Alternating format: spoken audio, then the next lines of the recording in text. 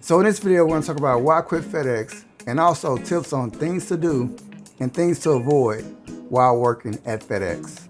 Let's get into it. Wow, that's amazing. What's going on, guys? You have landed on the Human Experience, where our goal here is to bring you value with tips that can possibly make you money and DIYs that can possibly save you money and everything in between. So let's get started.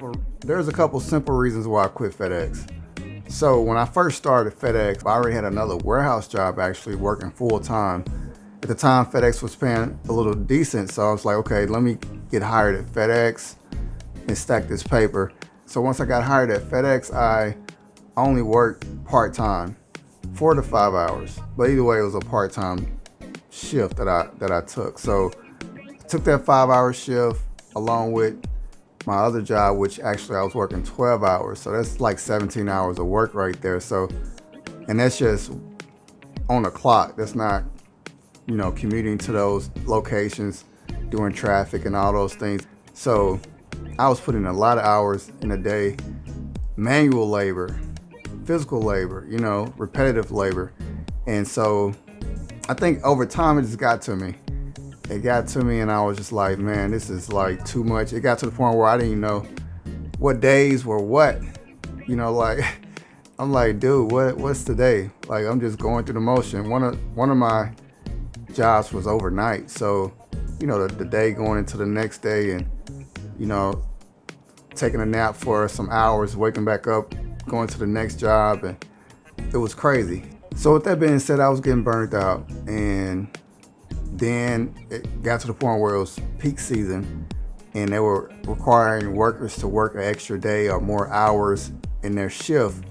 I was working part-time, so they were wanting me to work another 2-3 hours extra, and I was telling them like I couldn't work those extra hours due to the fact that I already have another job, and they were trying to work around that. So that was okay, but sometimes I still would have to stay over, an hour or something like that to finish up on some stuff. So that part I didn't really like, but the main thing was them requiring us to work an extra day. I think that landed for me on a Sunday. So my Sundays are very busy, and I'm like, okay, I can't work a Sunday.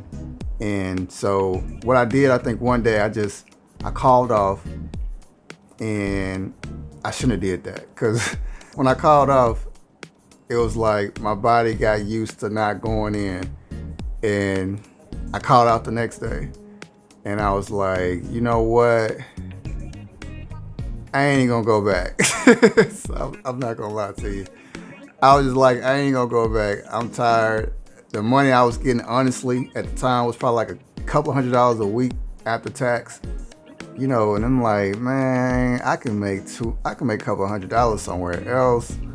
This is part-time work. I can take those hours I'm putting in there, apply it somewhere else. For the warehouse jobs, I'm telling you, when I'm in there and I'm working, I'm thinking time is going by, and I'm thinking I've been there for at least 3 hours, and I ask somebody, turns out I've only been there for an hour. I'm like, what? It's only been an hour since we've been here?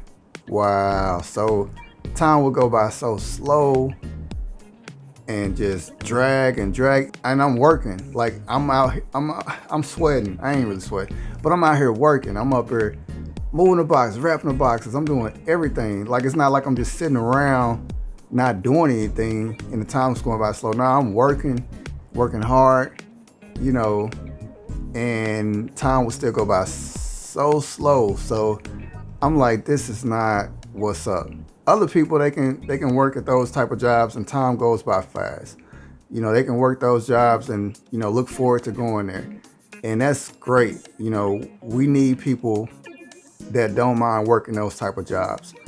It was decent. Pay was not a big issue when it comes down to the average pay for warehouse work. They were paying on the higher end of that, And the type of work that they had there was what I call repetitious manual labor. So it was very repetitious, doing the same thing over and over and over and over and over. It might just be, taking the boxes out the conveyor belt, putting it on the pallet, which that's what I did starting off. And doing that over and over and over until the end of your shift. That's for hours, right? So that being said, I don't have anything negative as far as, any drama or anything like that caused me to quit. For me, it was just, I had a lot on my plate.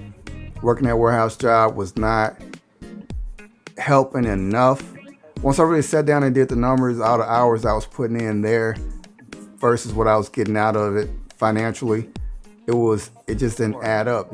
So if you like what you're hearing so far, be sure to show some love and smash the subscribe, like, and bell notification to get the latest HE content. So let's get into the tips. So one thing you need to make sure you do when you're working at a warehouse like FedEx is to make sure you have good, comfortable shoes on your feet. I've had shoes where the soles weren't good, and I've also had shoes where I specifically bought it for that reason, and I felt like I was walking on air. It's definitely needed if you're working at a warehouse, looking to get some shoes that have that cushion. I had some memory foam cushion, and that was like amazing. If you don't want to buy shoes, just buy some shoe inserts. Matter of fact, I'll put a link in the description below that you can go to Amazon and purchase some if you want. So buy those. That's one thing you got to do working at a warehouse job. The second thing you need to make sure you don't do is overwork yourself. To give 110% the whole shift, to me, is not worth it. Just try to keep yourself at an even pace as much as possible.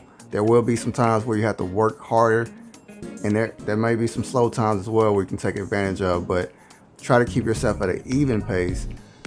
That way you don't overwork yourself, as well as you don't show your hand when it comes down to the managers.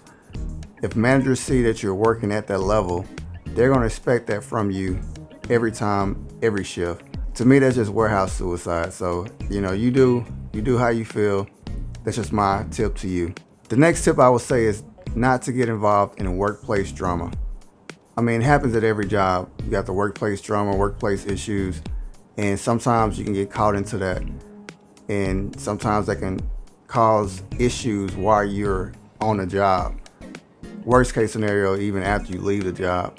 Try not to get involved in that. Try to make sure that you build a rapport with people, but not to the point where it becomes toxic or becomes issues. So if you do that, that probably will allow you to work with a little less stress, as well as allowing you to be employed there a little bit longer. The next thing I would say is try to build a decent rapport with your managers. By you building a rapport with those managers, that could possibly help you not have to work as hard, or possibly even get in positions that are easier to do versus being stuck in one position that you don't like to be in. Another tip is if they force you to work an extra day and you don't want to work that extra day, say for instance, for me, it was a Sunday, I was able to get off on that day, and that could be a possibility for you as well. Even if it landed on a Saturday, that could exempt you from working that extra day.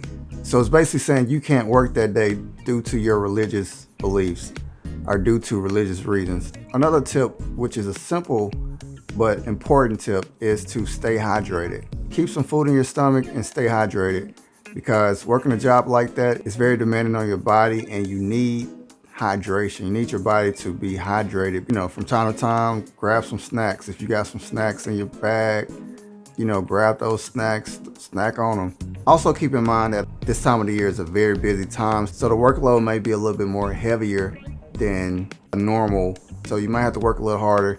They might have more to do. Something to keep in mind when you're looking to work at a warehouse. So hopefully you got value out of this video. And if you did, show some love and smash the like, subscribe, and bell notification to get the latest HE content. And if you want to know how much these warehouse jobs are paying, check out my next video.